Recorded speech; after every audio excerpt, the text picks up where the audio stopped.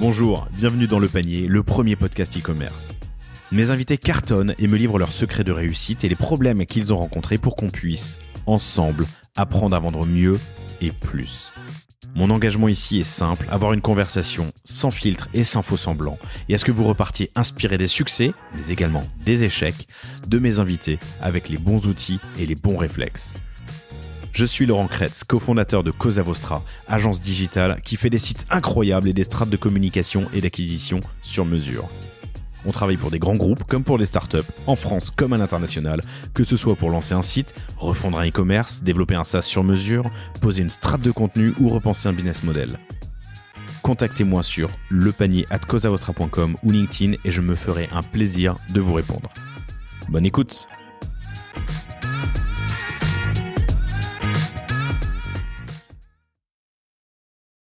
Salut Julia. Salut Laurent. Et surtout, bonjour à toutes et à tous, chères auditrices, chers auditeurs du panier, pour cet épisode qui est un épisode un peu particulier, un épisode récap fin d'année. On s'est dit qu'on allait prendre le micro avec Julia, que je vous présente si vous ne la connaissez pas dans un instant, mais je suis certain que vous la connaissez déjà presque toutes et tous. Un épisode récap sur l'année, pour prendre un tout petit peu de hauteur, un épisode un peu plus léger, où je vous propose d'abord de vous... petit feedback très personnel de mon année avec le panier, presque 65 épisodes enregistrés. Il y a plein de choses à dire pour vous qui suivez régulièrement, ou peut-être moins régulièrement le panier. Un feedback aussi de Julien, qui gère le e-commerce chez Cosa Vostra, avec peut-être des tendances, des grands comptes, des sujets qui reviennent régulièrement et que tu penses reviendront l'année prochaine. Un Rex qui va être assez cool, puisqu'on a posé la question à une quarantaine un peu plus, entre 40 et 50 invités du panier, sur quelques questions très simples sur comment était ton année 2023. Pourquoi on a fait ça ? On a fait ça parce que je vois beaucoup d'entre vous, des invités, des auditeurs, des auditrices en off, à des salons, à des déjeuners, et on se dit les choses, et il se passe beaucoup de choses off, j'allais dire off market, mais en dehors quand le micro est éteint, et il se dit beaucoup de choses, et on trouvait intéressant de les partager de manière anonyme. Donc on fera ce petit Rex. On vous racontera aussi dans les grandes lignes le récap de ce qui s'est passé sur le panier et de ce qu'on peut espérer en 2024 pour le panier. Et puis je vous raconterai un peu les coulisses du podcast très brièvement. Mais en tout cas, voilà, je suis très heureux de vous retrouver pour cet épisode qui sort on est le 29 décembre aujourd'hui, l'épisode de sortie, quelques heures... quelques dizaines d'heures d'un réveillon qui s'annonce festif, je vous le souhaite, et d'une année qui a été vraiment particulière. Un peu en dents de scie, j'ai l'impression, depuis le Covid, il y a 2 ans, 3 ans maintenant. Mais voilà. Bon, on commence un peu par ce récap. Alors d'abord, je vous présente Julia. Alors vous la connaissez toutes et tous parce qu'elle a participé déjà à 1 ou 2 épisodes du panier, parce qu'elle était là aux apéros, aux after-work, au petit déjeuner qu'on a organisé. Mais Julia est la directrice e-commerce chez Cosa Vostra. Salut Julia, ça va ? Salut Laurent, ça va et toi ? Bonjour à tous. Okay, alors qu'est-ce que tu fais chez Cosa Vostra ? Mon rôle chez Cosa Vostra, c'est de développer l'activité e-commerce. Et pour développer l'activité e-commerce, qu'est-ce qu'on fait ? On accompagne nos clients sur des sujets qui sont utiles pour ces clients. On travaille des stratégies de design web avec des experts UX UI, du dev aussi, de la refonte de site e-commerce, de l'optimisation de site e-commerce, de l'approche CRO pour améliorer la conversion. On accompagne aussi nos clients sur leur stratégie e-com, leur strat d'acquise, leur strat de contenu et leur strat de rétention client. Et c'est vrai que tu parlais du bilan de l'année. On a vu beaucoup d'e-commerçants se recentrer sur des problématiques de rétention de clients et d'améliorer les perfs de rétention de clients. On dépense beaucoup pour les faire venir. Ça coûte de plus en plus cher.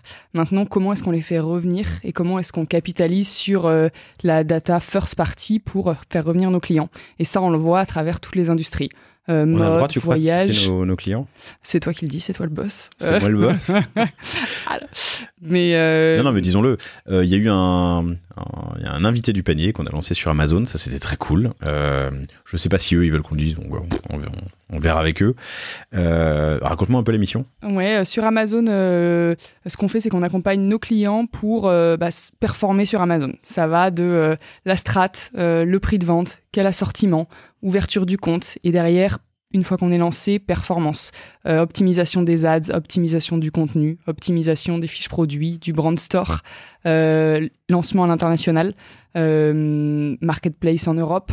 Mais voilà, l'objectif étant de performer sur Amazon avec l'axe de conseil qu'on développe, de aider nos clients à pas cramer tout leur budget en pub et avoir une approche ROI sur Amazon, parce qu'on le sait bien, on peut dépenser beaucoup pour faire venir nos clients sur nos fiches produits, mais s'assurer qu'avec les métriques Amazon, c'est un investissement qui est rentable. Donc très opérationnel et très acquise, mais aussi du plus stratégique. On accompagne des groupes, alors c'est Legacy Brands, mais comme Léa Nature, qui est le premier groupe bio en France sur l'optimisation, la rationalisation de leur écosystème digital. C'est une mission bien complexe, mais très fun. Et hyper intéressante avec, on en parlait, des sujets d'UX, UI et aussi conseil stratégique. Ouais.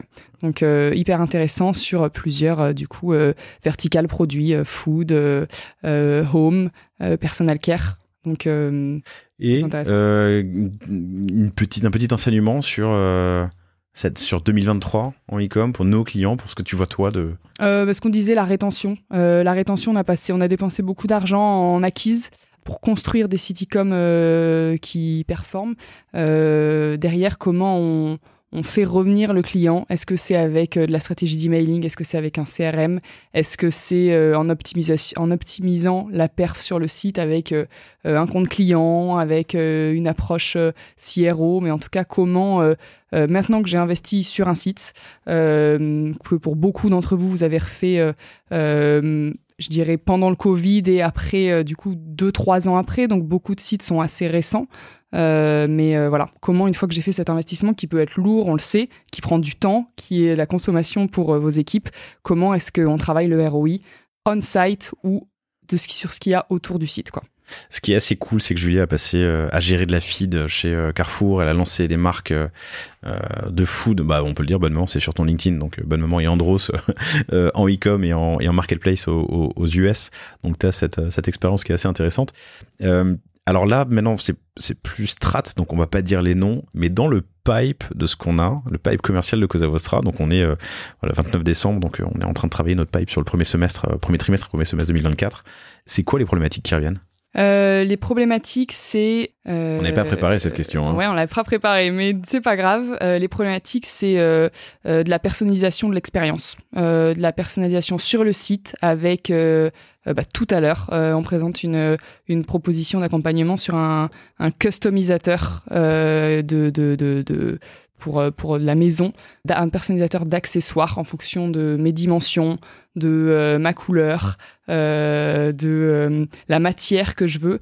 Donc vraiment que ce soit personnalisé selon les besoins. La personnalisation, ça touche aussi au CRM et à l'expérience en fonction de mon assortiment, en fonction de mon parcours sur le site, de ma navigation sur le site. Comment est-ce qu'on s'adresse à moi de manière personnalisée? Comment est-ce qu'on travaille les segments clients pour s'adresser à ces segments de manière personnalisée? Et ça, on le travaille avec un CRM, avec de l'acquise et voilà, pour faire le 360 de l'e-com. Mais je dirais que c'est vraiment de la personnalisation ce qui tend beaucoup. Cool. Pour ma part, et après on passe au Rex des invités, ça va être fun. Pour ma part, alors le panier a fêté ses 4 ans cette année, et cette année j'ai fait 65 épisodes, ce qui fait... je pense en moyenne, parce qu'il y a des semaines où on n'enregistre pas, il y a des semaines où on est off, il y a des vacances, ça existe, ou à distance, en remote. Mais ce qui fait, je pense, une moyenne de 2 épisodes par semaine. Et, alors il y a toute une équipe, j'en parlerai un peu plus tard, autour du panier qui m'aide qui gère, qui produit le panier. Mais c'est un rythme qui est quand même assez soutenu. Je pense que je vais essayer de ralentir ou plutôt de faire des groupements d'épisodes et d'enregistrements en 2024. Mais c'est un rythme qui est assez soutenu. Et comme l'année, elle n'était pas de tout repos, soyons honnêtes, d'un point de vue business, putain, je termine un peu sur les rotules. Mais heureux, parce que je vois, après 65 épisodes cette année, toujours beaucoup d'envie. J'ai reçu des DNVB, j'ai reçu des experts, j'ai reçu des Legacy Brands. Legacy Brands, en gros, j'ai reçu des marques plus installées, quoi, qui sont passées au e-com. Je pense à Petit Bateau, par exemple. Super épisode avec que vous avez adoré. Mais voilà, toujours beaucoup d'envie et toujours surpris par les apprentissages. Et ça, c'est cool, parce que je vous avoue, chers auditrices, chers auditeurs, je me suis demandé si je me lasserais un jour. Pour l'instant, je suis pas lassé du panier et ça c'est très cool. Mais il y a eu plein de choses aussi qu'on a lancées cette année, on en parle après, et qui vous ont plu et qui me plaisent et qui nous permettent d'ouvrir de nouveaux chakras. Donc je me lasse pas. Les tendances changent un peu, c'est ça qui est intéressant aussi. Et puis les approches. Mais on y revient après. Peut-être qu'on passe au Rex. Donc en gros, on s'est dit, voilà, je vous ai dit, il se passe plein de choses en off avant que le micro s'allume. Pour les invités qui nous écoutent, vous le savez, on se parle une demi-heure, 3/4 d'heure, 1 heure avant de lancer l'enregistrement. On se dit presque tout pendant l'enregistrement et c'est le presque qui est intéressant. Parfois, mais qu'on peut pas livrer parce que je respecte le fait que mes invités ne veulent pas tout dire. Parfois, ils disent pas tout. Tiens, en Rex de l'année passée, d'ailleurs, je peux vous le dire aussi, on est le 29 décembre, ça y est, c'est passé, mais j'ai eu plusieurs épisodes cette année où j'ai pas assez fait, tiens, c'est mon mea culpa, je vous le dis, chers auditrices, chers auditeurs, j'ai pas assez fait de mon travail de due diligence avant l'enregistrement, et on m'a donné des histoires ou des chiffres qui étaient pas faux, mais qui étaient peut-être pas totalement vrais, parfois un peu à côté de la vérité. C'est un secret pour personne, mais j'ai fait un épisode incroyable avec pour KikiKicks, qui est la plateforme qui vendait la place de marché de vente de chaussures. Et c'est un épisode où on s'est concentré sur la première année, c'était il y a 4 ans de cette plateforme, où ils sont passés de 0 à 25 millions en un an, si je résume. Et on s'est vraiment focalisé sur toutes les méthodes, les outils, les manières dont ils sont passés de... ils ont vécu cette folle accélération. C'était quelques mois avant que la news tombe et quelques mois avant que l'épisode sorte et quelques mois avant que la news tombe que la boîte était en liquidation judiciaire, c'est même pas un redressement. Et typiquement, ça m'a quand même donné une bonne claque parce que vous êtes beaucoup à m'avoir écrit sur LinkedIn, à m'avoir écrit sur les réseaux sociaux pour me dire que c'était, surtout que l'épisode est sorti juste 1 semaine ou 2 semaines avant la news, donc c'était vraiment pas de bol pour eux, pas de bol évidemment pour tous les clients qui ont été lésés dans cette affaire et on pense surtout à eux. Et pas de bol pour moi, qui aurait dû faire plus de due deal sur le sujet. Il y en a eu 2-3 comme ça où c'était un peu donc c'est pas des histoires qui sont fausses, c'est pas des chiffres qui sont faux, c'est juste qu'ils sont pas totalement le curseur est pas placé au bon endroit. Ça c'est un apprentissage aussi pour l'année 2024 et je pense faire plus de due deal vérifiés sur papers, des cap tables, peut-être demander des chiffres. Alors c'est chiant parce que je suis pas journaliste et moi je vais avoir une discussion, je vais apprendre des choses, mais quand même ça m'a un peu marqué cette année. Je reviens, donc il se passe beaucoup de choses hors micro et le type des questions qu'on a posées, c'est le bilan de l'année en quelques mots, les canaux d'acquisition qui ont été les plus efficaces et pourquoi, ceux qui ont été le moins et pourquoi. Et c'est Julia qui vous en parle et on commence par la première question qu'on a posée à cette quarantaine d'invités qui était l'année 2023 en 3 mots. Qu'est-ce qui ressort ? C'est difficile, c'était une année difficile. L'inflation, les montagnes russes, turbulence, c'est des mots qui sont beaucoup ressortis. Tout est plus dur. Le contexte inflationniste fait que les gens font plus attention à leurs dépenses. C'est plus compliqué d'obtenir des financements aussi. Et les coûts d'acquise aussi qui augmentent font que forcément vous avez été obligé, et on est obligé aussi, de se repositionner, d'être résilient. Vous nous avez beaucoup parlé de résilience, d'opportunité, de devoir faire preuve de créativité pour aller chercher de la croissance. Et on voit qu'il y a de la croissance, on voit qu'il y a des marques qui cartonnent, qui sont venues en parler sur le panier. On voit que les chiffres de la FEVAD sont positifs au 3e trimestre. Mais en tout cas, en termes d'opportunités pour les plus résilients, on voit beaucoup d'entre vous qui ont mis en place des événements pour travailler la notoriété de votre marque, sortir des produits aussi internes, penser à de la croissance externe, à développer de nouveaux axes comme le B2B, l'international, pour sortir des sentiers battus, sortir de ce qui a été fait avant et aller chercher de la croissance, parce que c'est une année qui n'a pas été simple après 2022, qui a été très compliquée pour les e-commerçants. Ça fait plus que 3 mots, mais c'était pas mal. C'était un peu plus long, C'était dur, il faut se battre. Et c'était dur pour tout le monde, mais il faut trouver des nouvelles pistes, des relais de croissance, quoi, en fait. Il faut être créatif dans le... Ouais. Ok.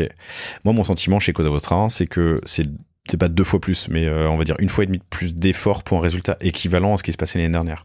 Ouais. Le marché est un peu attentiste, surtout là sur ce dernier semestre. Et il y a un autre sentiment que j'ai, c'est que les crises sont des ondes de plus en plus resserrées. Quand avant on pouvait dire qu'un semestre était bon et un autre mauvais, Là, maintenant, c'est presque d'une semaine à l'autre, tout se signe, et puis d'un coup, tout ralentit, puis tout se resigne, puis tout ralentit. C'est Oui, complètement. c'est surprenant, quoi. Et quand tu fais le lien avec ce qu'on fait chez Cosa Vostra, c'est vrai que vous avez été pas mal, plusieurs, prospects à nous contacter avec un besoin qu'on a vu de plus en plus, qui est un besoin de conseils, d'opportunités pour vous conseiller sur améliorer un KPI ciblé, améliorer mon taux de conversion, améliorer le niveau d'activité de ma base d'email. Et là, qu'est-ce qu'on fait chez Cosa Vostra ? On s'assoit avec vous et on regarde ces indicateurs, on fait un état des lieux de ce qui est fait à date, on pose des recos, on vous interroge, on interroge d'autres personnes chez vous, du e-com, du retail, du digital, de la strat, du marketing, et on construit une stratégie avec vous. On vous accompagne éventuellement sur le déploiement, mais en tout cas, ce besoin de conseils et de sparring partner, on l'a vu beaucoup se développer, surtout sur le deuxième semestre. Ouais. Deuxième question, c'était quels ont été les canaux d'acquisition clients les plus efficaces et pourquoi ? Alors, il y a les classiques qui reviennent toujours, Facebook Ads, le search, le PR, l'influence, mais on a vu aussi de nouveaux canaux. On en parlait avec les coûts d'acquise qui augmentent. Forcément, ça nous oblige à se repositionner. Et on a vu une approche vraiment par channel se développer pour amener des clients. Vous nous avez parlé d'Amazon, qui reste le top pour certains d'entre vous, pour aller capter de nouveaux clients. On le sait sur Amazon, certains clients n'achètent que sur Amazon, c'est 35 millions de visiteurs par mois. Donc peut-être que la marque n'a pas encore la notoriété pour qu'un client vous trouve sur Google, ou en tout cas, ça risque de vous coûter hyper cher. Et Amazon peut aussi être un canal d'acquisition de clients. Sur la multiplication aussi des opérations en retail, en physique, avec une approche vraiment par channel, se dire Amazon, le retail, de faire plus d'animation, aller rechercher du contact avec les clients qu'on va capter sur un pop-up, dans sa boutique, en faisant un partenariat de boutique avec une autre marque, si on peut pas le faire tout seul, mais vraiment aller chercher ce premier contact avec les clients que derrière vous allez capter et retravailler en ligne. En canal d'acquise, hein. Ouais, okay. Vraiment en canal d'acquise. Clients, les magasins physiques qui ont été clés. Vous avez été plusieurs sur plusieurs industries à nous en parler, sur de la food, sur de la mode, sur de l'accessoire. Et on a vu que ça se développait beaucoup aussi, ouais. Ok. Quels ont été les canaux de rétention clients plus rétention, j'ai envie de dire rétention CRM. Vous nous avez tous parlé de l'emailing, indispensable. Couplé à une bonne stratégie d'acquise, forcément, on peut être plus performant aussi en emailing. Mais il ne s'agit pas de faire de l'emailing à tout va. Vous nous avez dit, par exemple, à condition que ce soit couplé à une bonne stratégie de produit, pour être sûr que les gens reviennent, sortir des produits de manière fréquente et les communiquer aux clients. Enfin, avoir la meilleure strat d'emailing sans strat de produit derrière, ça n'a pas de sens. Donc, il est hors de question de ce que vous nous avez dit de travailler l'emailing à part, mais vraiment de le travailler, que ce soit partie de la stratégie marque. Et sur l'emailing, vous nous avez dit, pour beaucoup d'entre vous, de l'emailing, j'en faisais déjà. Juste, je travaillais pas forcément mes segments clients. Et pourquoi travailler ces segments ? Ces one-timers, ces churners, ces abandonnistes, ces clients fidèles, finalement pour s'adresser à eux de manière différente, avec de l'email, avec du push notif, avec un programme de feed, avec du wallet, mais aller davantage travailler ces segments clients, soit on n'avait pas de segment avant, soit on avait 1 ou 2 ou 3 profils assez standards. Mais comment est-ce que je vais travailler mes segments clients avec des critères qui font sens pour ma marque ? On l'a vu par exemple chez Cosa Vostra avec un client dans le secteur du voyage, du transport qu'on accompagne. Je crois que j'ai déjà dit, donc on peut dire c'est Corsica Ferries. Hein. C'est Corsica Ferries. La fréquence d'achat de billets de ferry est hyper propre à Corsica Ferries. On sait à peu près combien de temps on achète son ferry avant. On sait qu'on voyage peut-être 2 fois dans l'année max. Ce que je veux dire, c'est que les critères qui permettent de construire les segments sont hyper propres à chaque marque aussi. Et c'est ça que vous avez pour beaucoup été travaillé pour vraiment personnaliser l'expérience et travailler la rétention client. On pourra avoir un mot pour chacun de nos clients, mais je dois dire que Corsica Ferries, franchement, la problématique, elle est oufissime, elle est passionnante. Et ce qui est dingue, moi je vais en Corse depuis toujours. Hein. En gros, on a la chance d'avoir une petite maison là-bas, dans le sud. J'y vais depuis que j'ai 4-5 ans, donc ça fait 40 balais que j'y vais.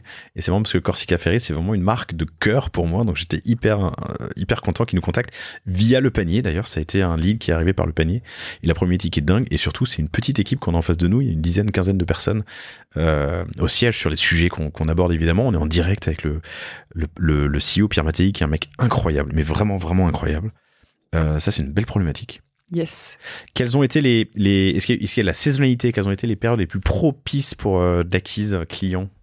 Là, c'est vrai que vous nous avez chacun parlé de la saisonnalité qui vous parle. Si je suis dans la mode, c'est une autre saisonnalité du domaine de l'accessoire, de la tech. En tout cas, ce que vous nous avez tous dit, c'est je travaille les marronniers en prio et j'investis en acquise au moment de mes marronniers, quitte à moins investir en dehors de ces périodes.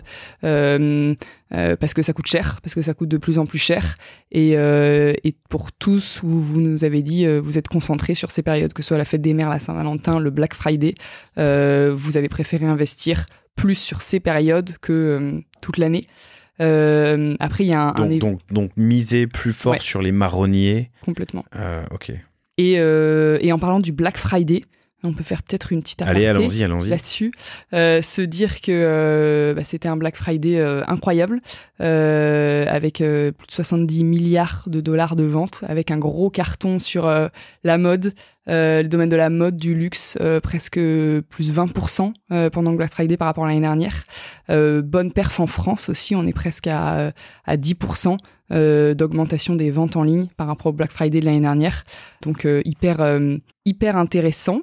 Et Black Friday aussi, gros développement des commandes transfrontalières aussi. Beaucoup de clients et puis d'invités aussi. Clients Cosa Vostra invités sur le panier, vous nous parlez de l'international, comment je me développe à l'international, est-ce que je dois avoir un stock déporté ou pas, quelle stratégie pour mes taxes, pour les frais de douane, pour mon inventaire. Et c'est vrai que on le voit, plus de 20% des commandes des marchands français étaient transfrontalières pendant le Black Friday. Donc vraiment, ça se développe et ça continue. Et petit aparté sur les tendances d'achat, on regardait un peu le panier moyen pendant le Black Friday. On était à presque 90 €. Alors c'est aussi porté par l'inflation, mais c'est presque 9% de plus que l'année dernière. Ce qui est plus que l'inflation. Ouais, ce qui est plus que l'inflation. 4 produits par commande, c'est aussi plus que l'année dernière. Et Mobile First à fond. Je crois que c'est en Espagne ou en Italie, mais en tout cas Europe du Sud, que 3/4 des ventes étaient en mobile. Ah ouais. Donc Mobile First, Black Friday, achat impulsif ou pas, mais panier plus important, mobile. plus de produits. Donc un bon Black Friday. Ouais, complètement. T'as des chiffres sur le Singles Day, le 11/11 chinois? Non. Il a été bon aussi et c'est intéressant parce qu'il y avait plein de gens plein d'industries, en tout cas nous on le voit chez nos clients, ou des grands comptes auxquels on parle, qui attendaient de voir les résultats du Black Friday et du Singles Day pour savoir si l'année 2024 serait bonne ou non. En gros, moi on m'a dit, d'ailleurs tu sais de qui je parle mais je peux pas le dire, non mais une agence partenaire avec laquelle on travaille sur des très beaux comptes. Non mais je peux le dire. 100 degrés, super agence parisienne qui travaille sur des produits plutôt mode fashion, mode et parfumerie, qui me disait que chez eux c'était souvent un indicateur de l'année à venir, la manière dont se passait le Singles Day en Chine.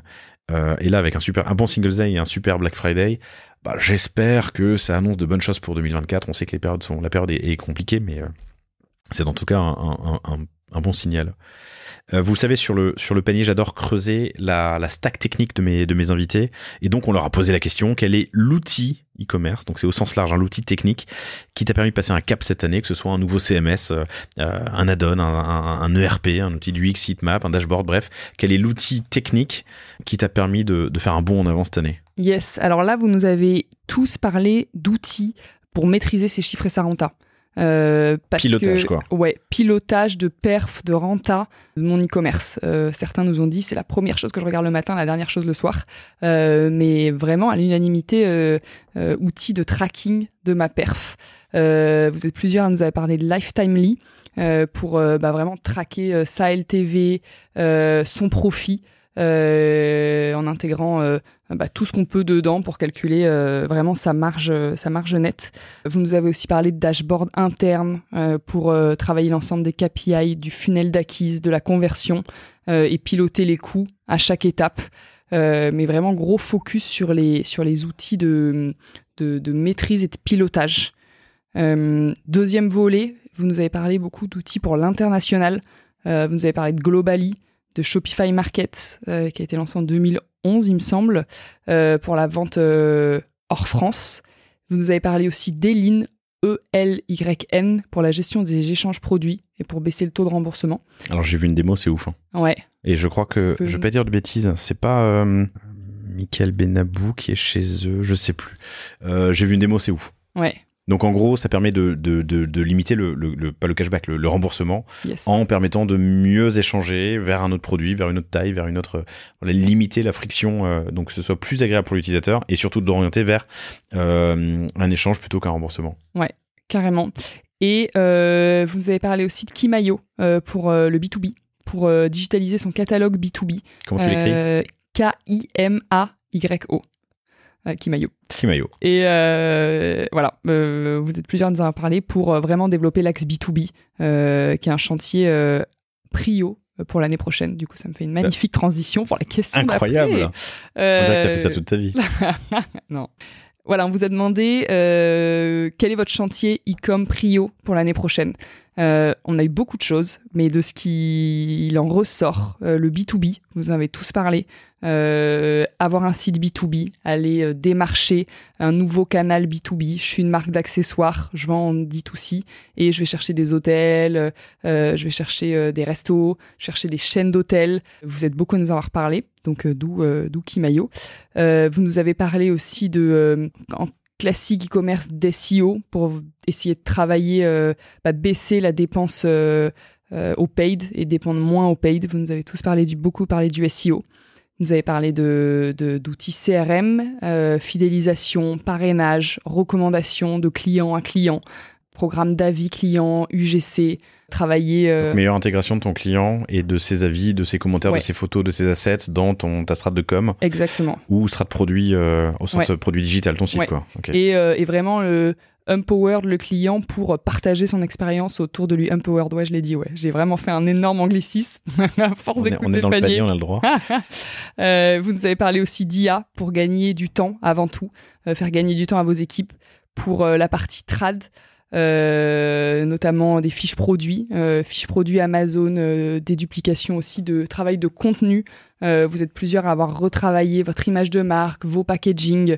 Comment est-ce qu'à partir de ce travail de contenu, on peut derrière en retirer plein d'autres contenus, le faire traduire, travailler mes listings fiches produits, travailler mes listings fiches produits pour Amazon, travailler mes listings de fiches produits pour le retail média. On a souvent des critères de nombre de mots-clés, nombre de mots, nombre de lignes pour pouvoir répondre à toutes ces boxes. Comment est-ce que l'IA peut vous aider à être plus efficace dans l'écriture de votre contenu. Et enfin, vous nous avez parlé aussi de croissance externe, de rachat d'entreprises connexes aussi quand c'est possible, mais se développer via la croissance externe aussi. Voilà. Okay. B2B, IA, CRM, SEO, croissance externe. Voilà les principaux Croissance axes. externe qui risque d'être un axe assez important en 2024, je pense, parce que on va pas se le cacher, on va pas se mentir, c'est compliqué pour beaucoup d'entre vous.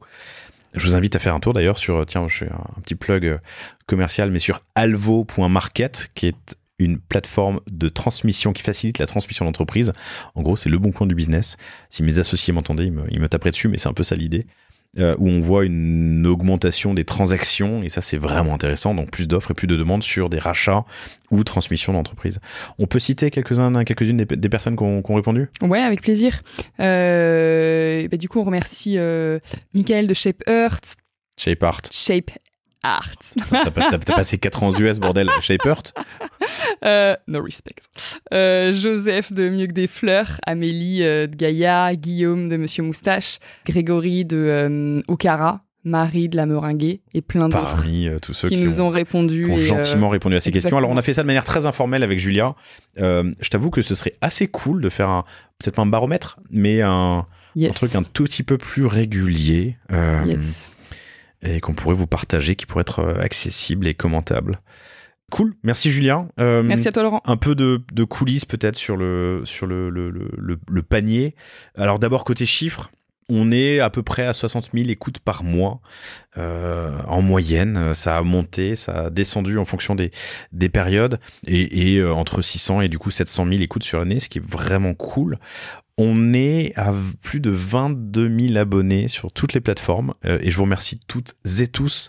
Vous êtes sur Apple Podcast, sur Spotify, sur Google Podcast pour citer les principaux, mais plus de 22 000 abonnés. Si vous n'êtes pas, eh ben, abonnez-vous déjà tout de suite. Et c'est marrant parce qu'il y a une corrélation, je pense, assez forte avec le nombre d'auditeurs uniques. Tu sais, sur le web, on parle de visiteurs uniques. Et bien là, il y a des auditeurs uniques.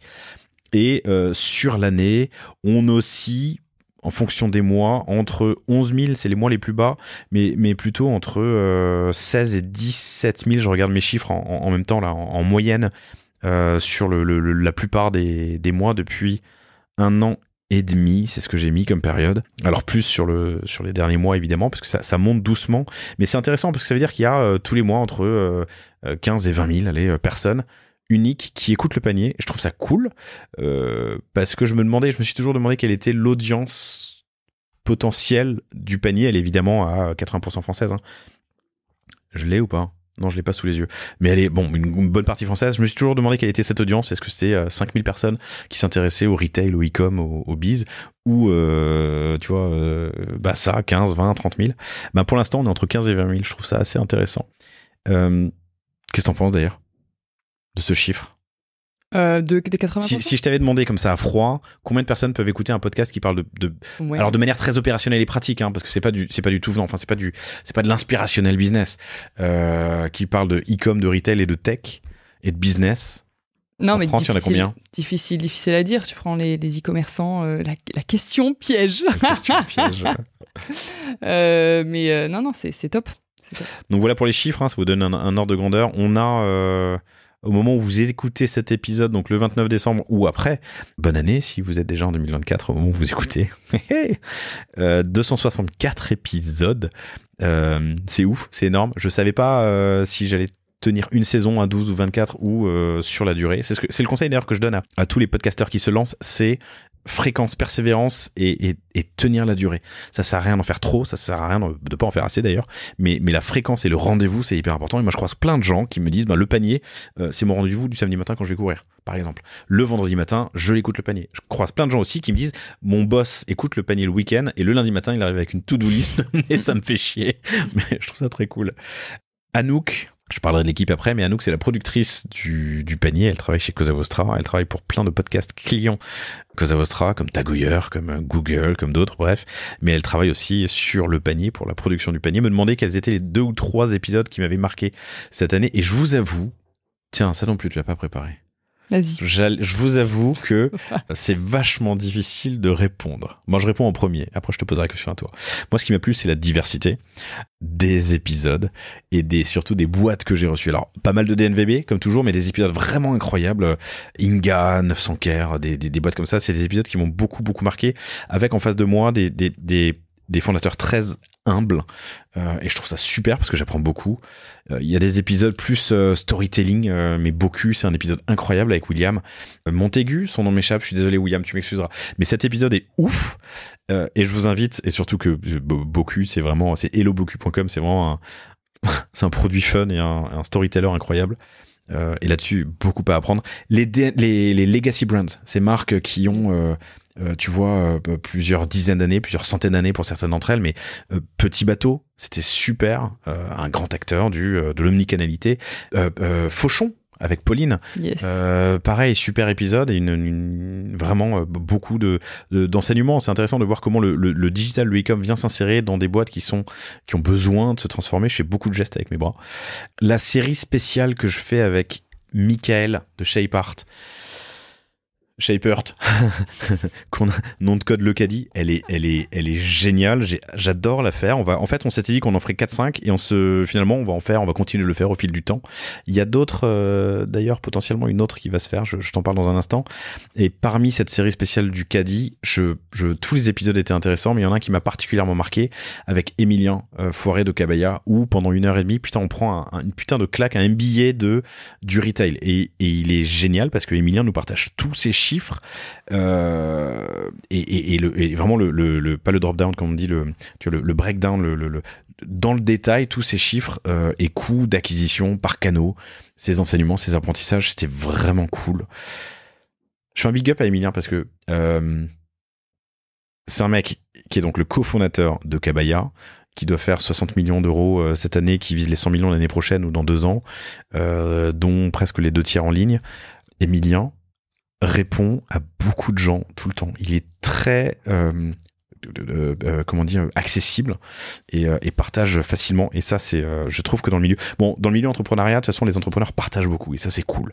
Lui il partage encore plus. Et ensuite il y a eu des épisodes aussi un peu plus particuliers avec des experts. Je repense à Maxime Garrigue de Get Inside sur le retail média. Et pas impossible qu'on se fasse une petite série spéciale sur le retail média avec Maxime, justement en co-host. Ça peut être intéressant aussi dans ces verticales que j'aborde, comme avec Emilien sur le caddie. Maxime de Get Inside. Get Inside, c'est une spécialiste du retail média qui est en train de se développer, une startup qui va exploser. Franchement, c'est incroyable. Le mec est brillant, c'était cool. Et puis, ça a été aussi l'épisode L'apéro du panier que j'avais enregistré avec Nuo, Shanti et Shaipar toujours, où on s'est dit plein de choses qu'on se dit pas toujours, mais c'était un peu le off du micro. On a parlé de vie privée, on a parlé de burn-out, on a parlé de travail, d'association. C'était très très cool, ça vous a beaucoup plu. Bon voilà, quelques épisodes parmi les nombreux qu'on a enregistrés cette année et qui m'ont plu. Il est d'ailleurs dans le top 5, la 200e. On prend l'apéro. Putain, 200e. Ça date. On prend l'apéro, c'était très très cool. Mais ceux qui ont fait le plus d'audience cette année, le premier, c'était le 201. C'est marrant, ils se suivent tous. Le 201, c'était S'affranchir de Google et Meta, un épisode que j'ai enregistré avec Mathieu Secarelli, qui vous a beaucoup plu. Je pense qu'on va faire la revanche dans pas longtemps avec Mathieu. S'il m'écoute et qu'il m'entend, t'es le bienvenu. Mais on en a parlé, on en a parlé pour début 2024. Il y a eu Circle Sportswear. Circle Sportswear, c'est des vêtements de sport en textile recyclé, en bois recyclé. C'était l'épisode 202. Ils sont passés sur Ulule. Enfin, ils sont lancés sur Ulule. Ils sont passés à M6 et ça cartonne. Il y a eu 900 Care. J'en ai parlé tout à l'heure. 900.care qui est rentré puis ressorti d'une stratégie de distribution en omnicanalité. C'était passionnant. Donc le dernier du top 5, mais dans ce top 5, il y a Emma. Et Emma, c'est ouf parce que c'est 875 millions, c'est presque 1 milliard en ligne sur des matelas en 7 ans. Et on détaille toute cette approche. Comment est-ce que ils ont réussi à faire presque 1 milliard en ligne en l'espace de 7 ans, ce qui est quand même juste incroyable sur des matelas. Une industrie qui se réinvente. Les nouveautés aussi 2023, je pense qu'il est important de d'en parler, c'est le compte Instagram que j'avais lancé l'année 1, qui est resté très endormi pendant quelques temps et puis qu'on a relancé là cette année en 2023. Presque 20 000 followers à date alors qu'on partait de 200, 300. Enfin non, pire que ça, on l'a relancé parce qu'on n'avait plus les codes de l'ancien. C'est vraiment une connerie ça. D'ailleurs, on a galéré pendant 6 mois à essayer de récupérer les codes de l'ancien et c'était impossible. Je pense qu'on est beaucoup à être passé par là. Si j'avais un conseil business à donner, c'est que votre compte Instagram, vous mettez au chaud le mot de passe et le login, vous le partagez à personne et vous le sécurisez bien quelque part. Bref. Donc on a créé un nouveau compte, lepanier.podcast sur Instagram, presque 20 000 followers. Je pense qu'on aura passé les 20 000 quand vous écouterez l'épisode, donc ça c'est très très cool.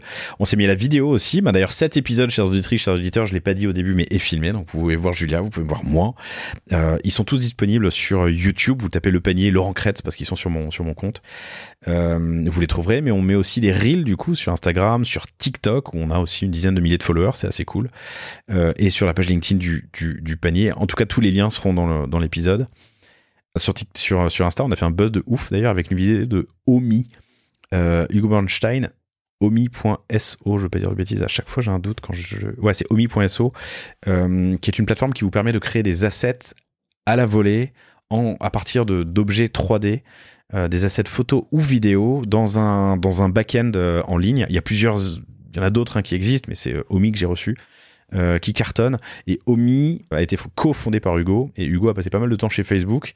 Il a des apprentissages, alors c'est pas une science exacte et ça change tous les 3 mois, mais entre 7 ans chez Facebook et la création d'assets pour vos produits sur Omi, sur la plateforme Omi, qui vous servent soit en fiche produit, soit sur les réseaux sociaux, il a pas mal d'apprentissages à partager. Il le fait dans cet épisode, je vous le recommande, j'ai plus l'épisode en tête, mais OMI sur le panier, et il y a une vidéo qui a fait 1,3 million de vues, c'est juste incroyable et très cool.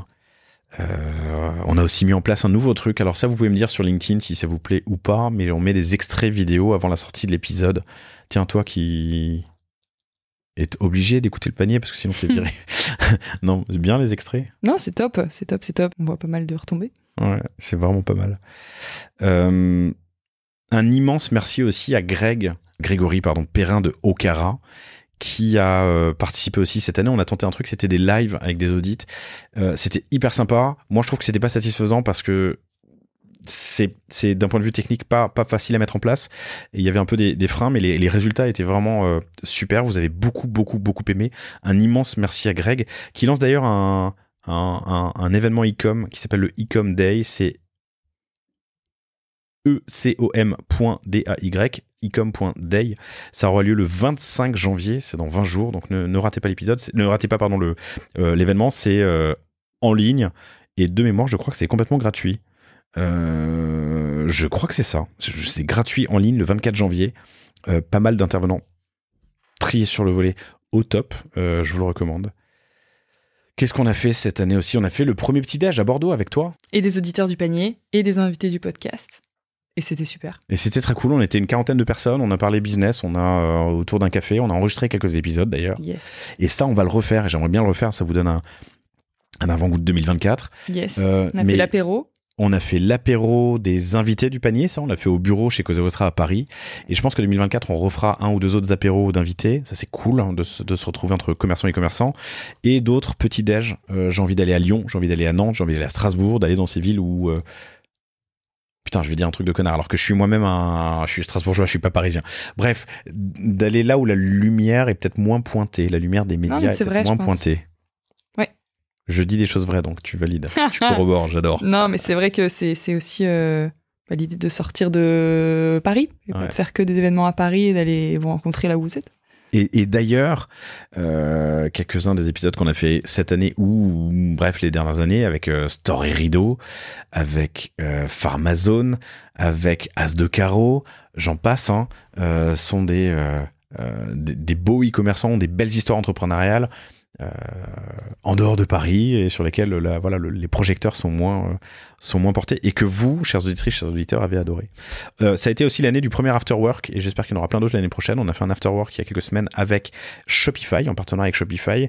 En gros, c'était une table ronde, 1 heure de talk et de discussion et puis ensuite apéro et grignotage. Et il y avait autour de la table Émilien Foiré, l'incontournable de Cabaya. Il y avait Pasquale de Rémi Cointreau et Clara Gervais de Isée. C'était passionnant, ça vous a beaucoup plu. Et d'ailleurs, le replay est disponible, donc allez sur live.lepanier.io pour voir le live de cette discussion. C'était vraiment très très cool. On a aussi fait un guide e-com avec Tu veux nous quitter ? Alors vous ne le savez pas, mais Julia doit justement, elle a un call. Merci à tous. Merci à toi. Et bonne année. Ça marche. Et moi, je continue. Donc, on a aussi fait un guide avec Shopify. C'était vraiment très cool, qui était à télécharger sur guide.lepanier.io. Des invités assez incroyables pour ce livre blanc que je vous recommande. Toutes les personnes qui l'ont téléchargé et lu, parce qu'il faut faire les deux, m'ont dit à quel point c'était riche. Et voilà, ça fait pas mal de nouveautés en 2023. En 2024, moi, ce que j'adorerais, c'est continuer à rajouter plus d'humains et de rencontres dans le panier. Je vais bloquer la caméra sur moi parce que ça sert à rien. Est-ce qu'on peut faire ça ? Je ne sais pas si on peut faire ça. Je vais essayer. Pardon. Encore plus d'humains et de rencontres avec vous, les auditeurs, les invités du panier. Donc des petits déj, des apéros, peut-être une tournée en France. On a parlé de Biarritz, on a parlé tout à l'heure de Nantes, Lyon, Strasbourg, Marseille, pourquoi pas. Donc voilà, encore plus d'humains et de rencontres. J'ai aimé faire cet afterwork avec Shopify. J'espère qu'il y en aura plein d'autres, parce que ça aussi c'était vraiment très cool. Et puis encore plus d'épisodes sur des séries spéciales. Alors il y a le caddie avec Mickaël de Shapeart, pourquoi pas une série spéciale autour du retail média, justement, ça fait partie des sujets dont je parle. Peut-être des lives et des audits de sites comme on l'a fait avec Greg, c'était de Okara, c'était vraiment très très cool.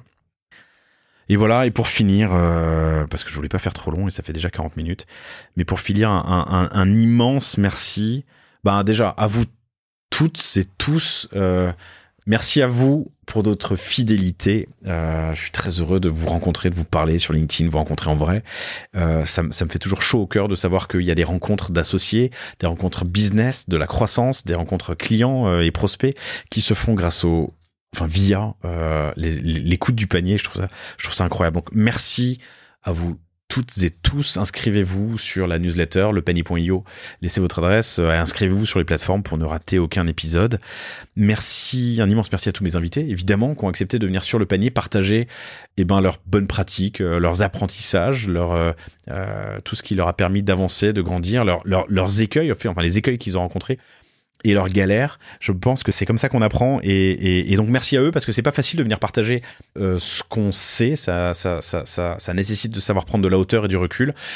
Parfois ils le font dans des périodes business qui sont difficiles, et moi qui ai été entrepreneur presque toute ma vie, je sais à quel point il est difficile, challengeant en tout cas, de venir parler à des conférences, dans des interviews, au micro, quand ça va mal et qu'on est dans le dur, et le dur on y est quand même beaucoup en ce moment.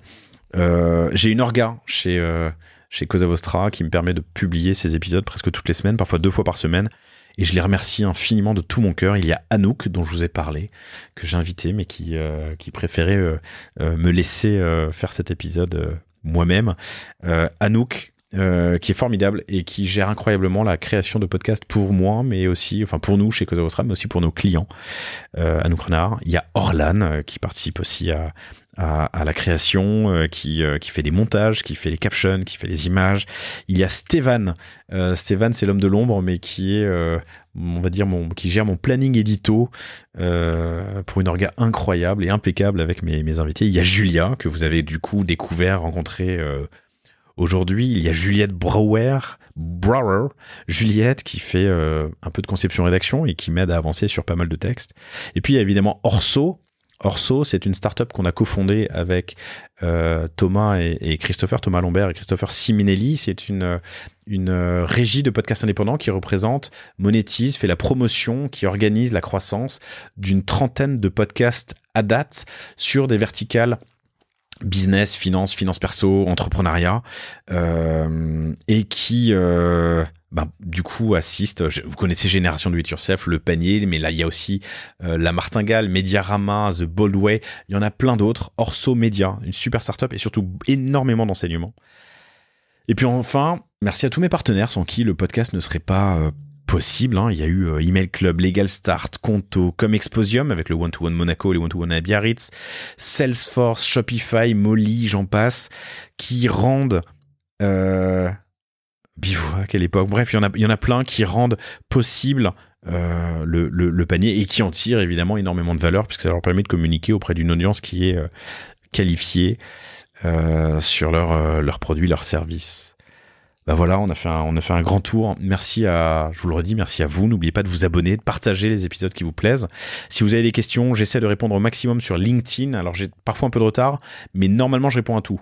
Il m'arrive de répondre avec 1 an de retard, mais ça c'est vraiment très rare. Mais j'essaie de faire vite. Donc si vous avez des questions, si vous voulez échanger, Laurent Kretz, KERETZ sur LinkedIn ou sur Insta évidemment, mais je suis plus réactif sur LinkedIn.